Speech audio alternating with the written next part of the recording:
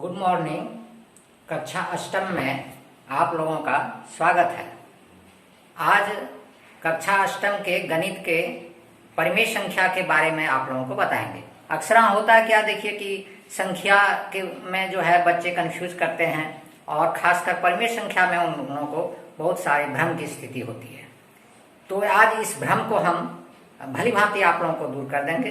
किसी प्रकार का कोई आप लोगों को इसमें चिंता करने की बात नहीं है।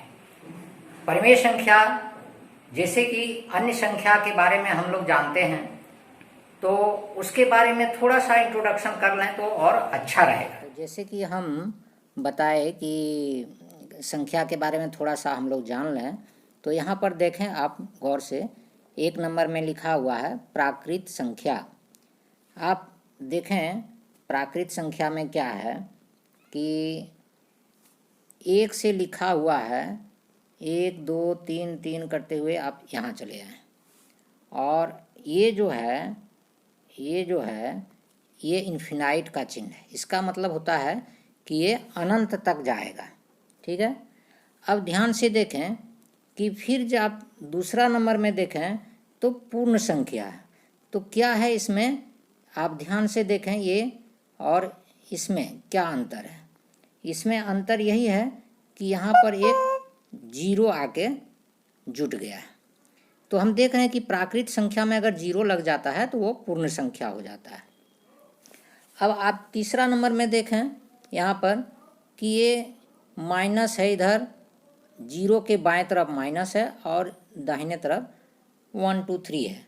उसमें कोई चिन्ह नहीं है, लेकिन वो धनात्मक संख्या कहलाती है। तब जब गिनती की संख्या में 0 और 0 के बाद बाएं तरफ हम लोग जनरली माइनस से डिनोट करते हैं, दाहिने तरफ हम लोग प्लस से डिनोट करते हैं, तो ये संख्या कहलाती है पूर्णांक संख्या। और ये सारी संख्याएं जो है हम लोग जानते हैं। इसके अलावा भी और संख्याएं हैं जो प्राकृत संख्या में के ही अंदर समाया हुआ है, जैसे सम संख्या हो, विषम संख्या हो, अभाज्य संख्या हो। तो ये सारी संख्याएं, और आगे हम ये बताना जा रहे हैं कि ये सारी संख्याएं जो है आपका जो है परिमेय संख्या है।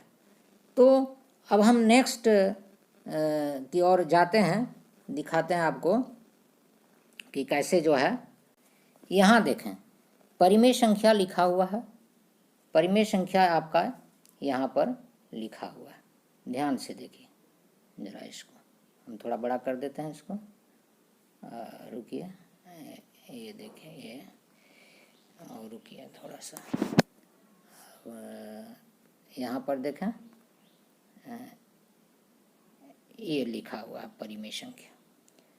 परिमेय संख्या लिखा हुआ है, तो इसका एक परिभाषा भी लिखा हुआ है, जो आप जरा ध्यान से इसको पढ़ेंगे। दिखा रहे हैं कैसी परिभाषा है।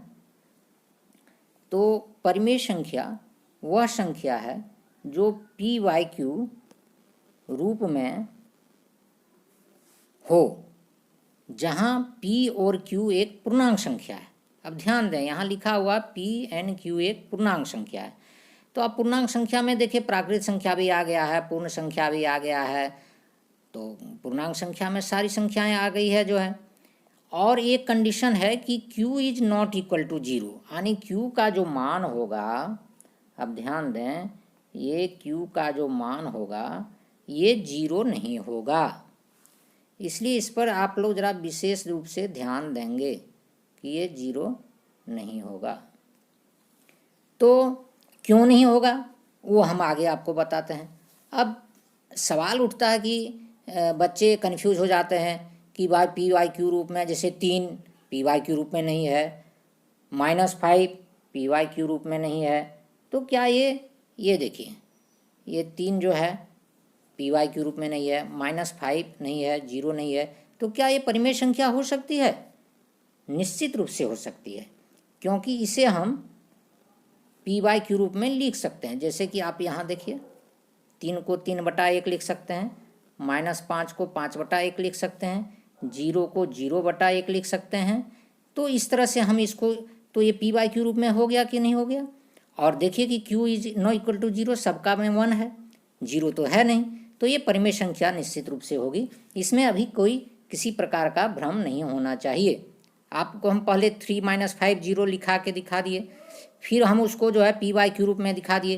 1 से 1 हम लिख सकते हैं, कोई दिक्कत नहीं। 3 = 3/1, -5 = -5/1, क्योंकि उसका वैल्यू वही आएगा।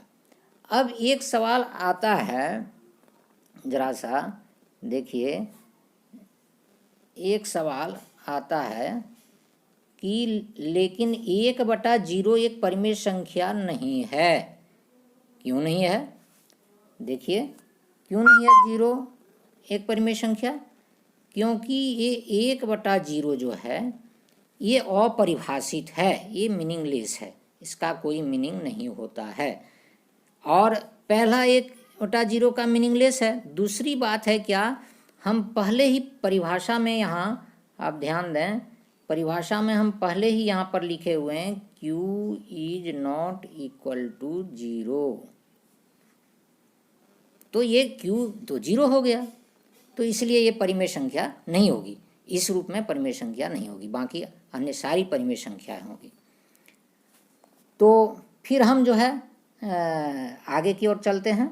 देखिए, अब एक सवाल आता है कि 2/3 जो है ये परिमेय भिन्न है या परिमेय संख्या है।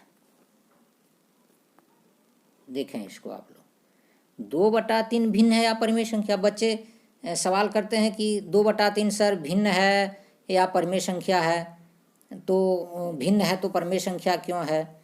तो हमें हमेशा डिफिनेशन जो होता है उस पर ध्यान देना चाहिए। 2/3 भिन्न तो है, लेकिन परिमेय संख्या भी है, यानी ये हम परिमेय संख्या इसको कह सकते हैं, क्योंकि पी वाई क्यू रूप में ये है। 2/3 पी वाई क्यू रूप में है और q = 0 है। तो इसलिए बेशक इसमें कोई दिक्कत नहीं, ये भिन्न भी है और परिमेय संख्या है।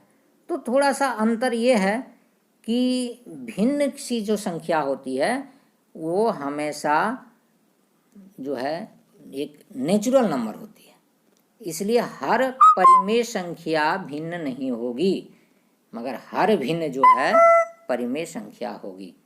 तो इस तरह से परिमेय संख्या का जहाँ तक मेरा एक सोचना है कि आप लोग इसे अच्छे ढंग से समझ गए होंगे।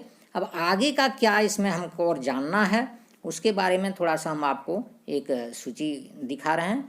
जैसे आपको अब इसके आगे हम लोग जानेंगे मानक रूप, कैसे मानक रूप निकालते हैं, 2 संख्याओं के बीच परिमेय संख्या को कैसे निकालना है, परिमेय संख्या के क्या गुण हैं, और परिमेय संख्या के जोड़ घटाव गुणा भाग सारी क्रियाएं के बारे में हम लोग जान जाएंगे। तो इस तरह से हम आगे की कक्षा में हम यह आपको भली भांति बताएंगे। तब तक उम्मीद है परिमेय संख्या आप लोग जान गए होंगे, और इस आगे के लिए धन्यवाद।